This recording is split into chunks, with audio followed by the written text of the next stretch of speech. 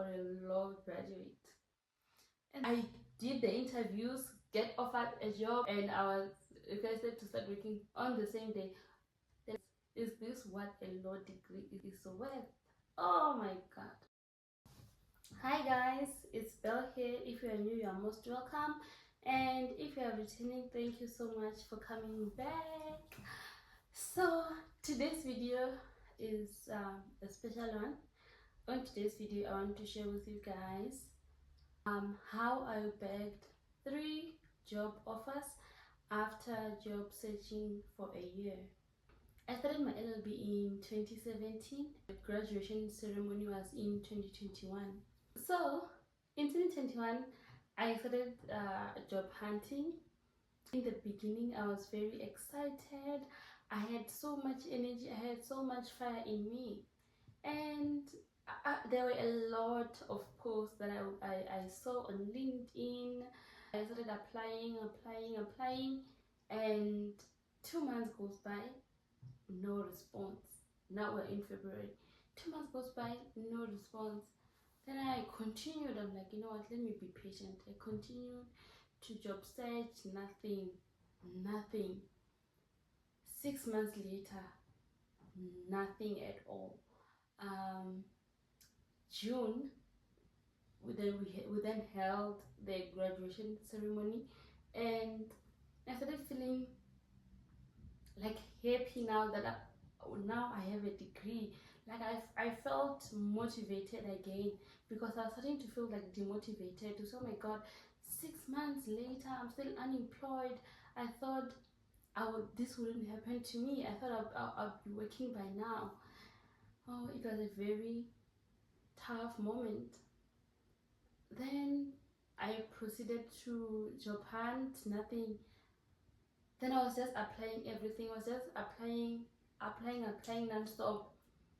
I was just applying, and you should just please take note of that word. I was just applying.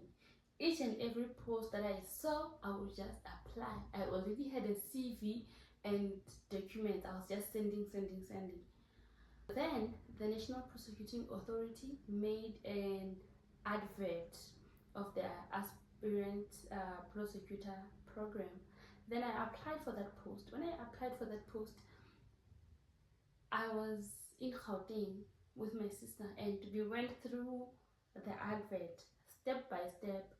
Then I read the whole advert. That was my first time reading the whole advert when applying for a job. Throughout the whole year, I was just sending applications without reading the whole advert. Then when I saw that advert, I tailored my CV according to what they required in that advert. I was like, oh my word.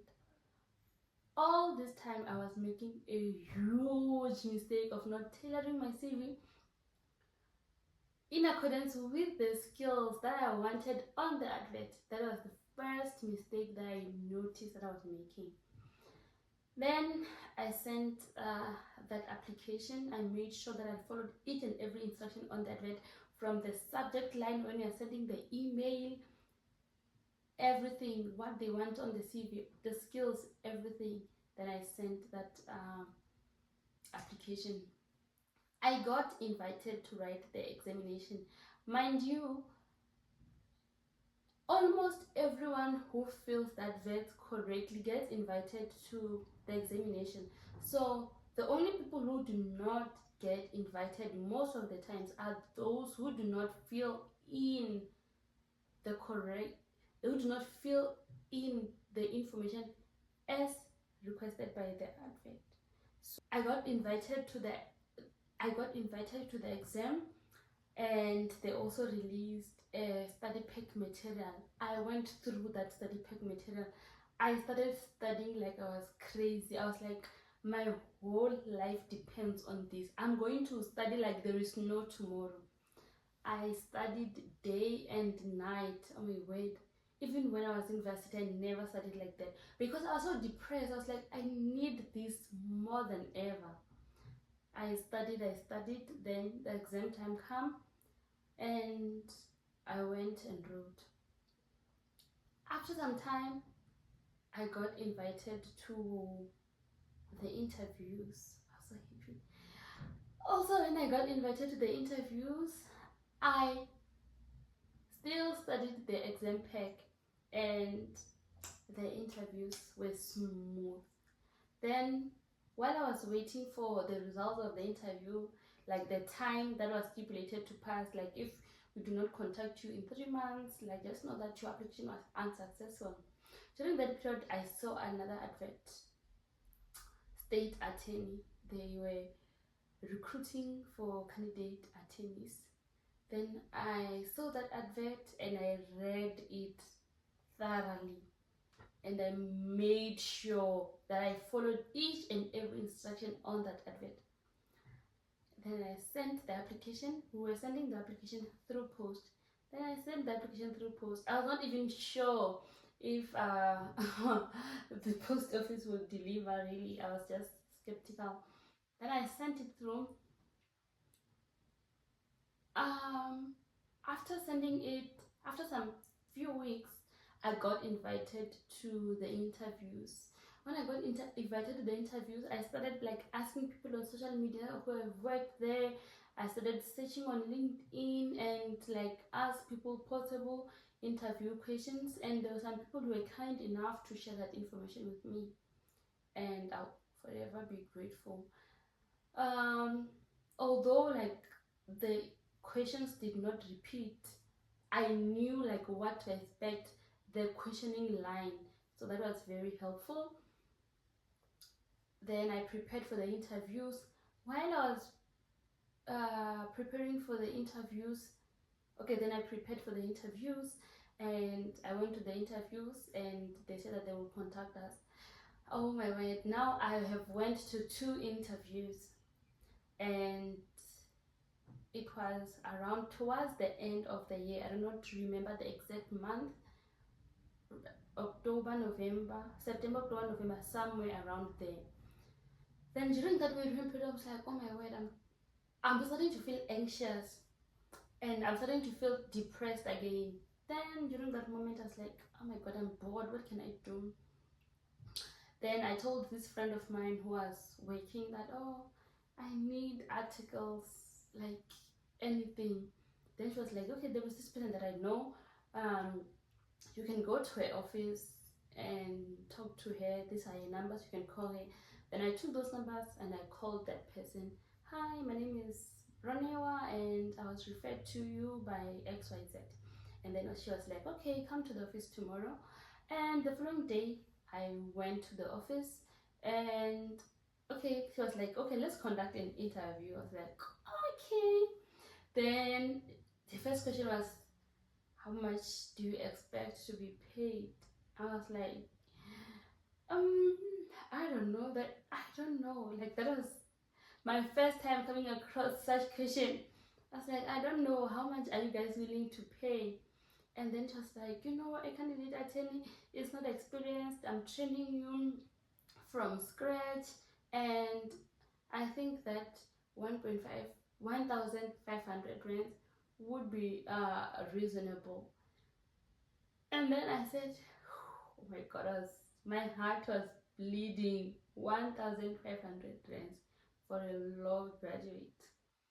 And then I said, okay, yes, it's fine. And she said that because you will only be using it, like you buy your bus ticket, which is like 350 rands, and the rest you'll be saving, what.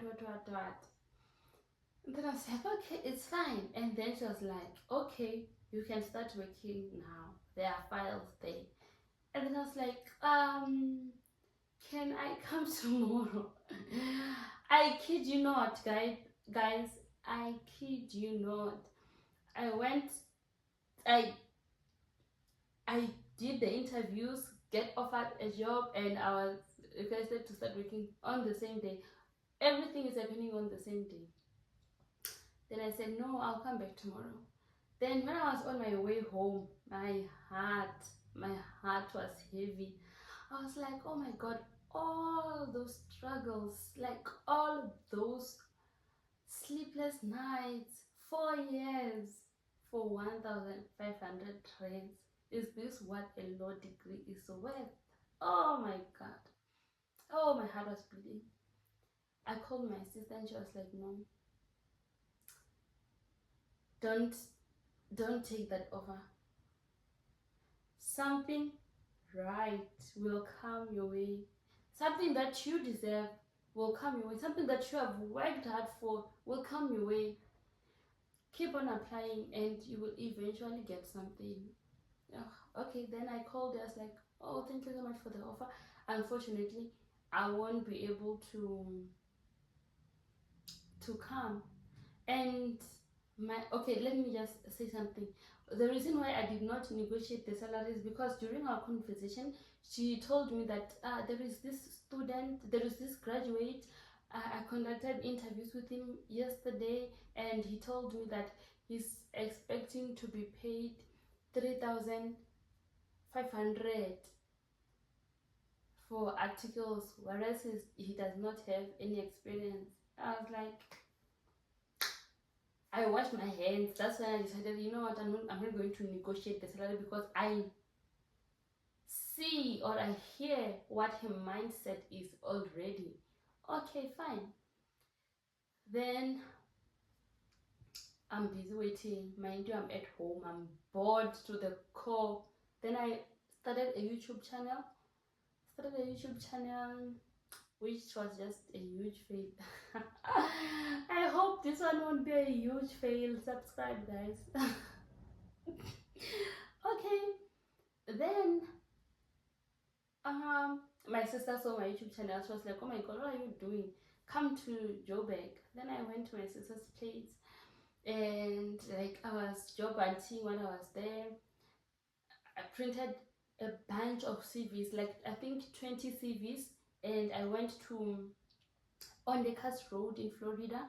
There are a lot of law firms there, and I started dropping my CV.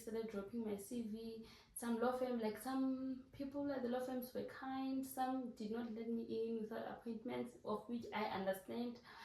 And I waited, like hoping maybe to get a call back from at least one of the 20 law firms. Nothing. But I understand because it's not like they were hiring anyways. I was just like, I was just trying my luck. Then I received a call from Legal Aid South Africa inviting me to the interviews. I was like, Legal Aid. Then it clicked that when I was still in university, when I was doing my third year, I applied for the candidate attorney program at Legal Aid, of which I had forgotten by then, because previously Legal Aid you have to apply like 2 years in advance, 3 years in advance. So I was like, oh my word, this is cool. Then the interviews and the Legal Aid interviews, I was supposed to go to attend them the following year in January, the 3rd or 4th week of Jan. I took a bus. I went back home. I'm in Johannesburg. Took a bus. I went home and I did the interviews with Legal Aid, and the interviews were like smooth. The questions were not difficult. Like it was relatable, and I was very confident about that interview. Then I went back to Gauteng because like home was depressing, and my sister could see that, oh my god, this baby is. Went back to Gauteng. The waiting began. Last week of Jan, on the very same week after attending Legal Aid interviews, I get a call. The call is from State Attorney Johannesburg. That's what they are saying, that your interviews were successful. This is an offer. Oh my god, you didn't see. Oh, that offer. I literally screamed. And the person who was calling me was just friendly and laughing with me. and I accepted the offer. Printed that offer immediately and I accepted it and I sent it back. Yo, I couldn't believe it. I couldn't believe it. I made another copy and I was just looking at it there throughout the entire night. Like, I slept with that offer. I was like, oh, is this me? Is this me living in my Isaiah 60:22? I'm like, this is my Isaiah 60:22. When the time is right, the Lord, will make it happen. And I kid you not, He made it happen. First day at state attorney, I met the ladies that I saw during the interviews, and I remember them. They remembered me. They were so friendly. Like, some of them are still my friend to date. It was just a beautiful day, full of laughter, smiles. Like, everyone was just happy. We were appointed our principals. Like, everything was just smooth. Like, it was just the best experience. It was just the best experience. Oh, that first day at state attorney was magical. That was just God. That day I saw God, I'm telling you. I will post a picture somewhere on the screen of my first day as state attorney, and I met the best candidates ever. Oh, what a blessing. Yeah, and 3 weeks in state attorney, that is the 3rd week of February, I got a call from Legai South Africa. Hi, Miss Ronel. Hi. This is who from Legai South Africa. We just want to inform you that your interviews were successful and we have an offer for you. I was like, Isaiah 60:22. When the time is right, the Lord, will make it happen. In my heart. And then I was like, okay, thank you so much. Can you please send me the email? Then they sent me the email and I saw what they were offering.